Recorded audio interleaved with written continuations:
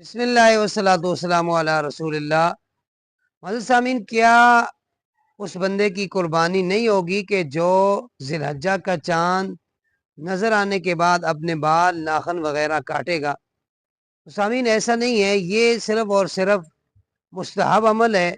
نبی رحمت صلی اللہ علیہ وآلہ وسلم کا ارشاد پاک ہے کہ جو قربانی کا ارادہ رکھتا ہو تو وہ ذی الحجہ کا چاند دیکھنے کے بعد اپنے بال ناخن وغیرہ نہ کاٹے۔ لیکن اگر کسی بندے نے کاٹ لیے تو ایسا نہیں ہے کہ اس کی قربانی نہیں ہوگی، چونکہ یہ صرف اور صرف مستحب عمل ہے، بہتر عمل ہے۔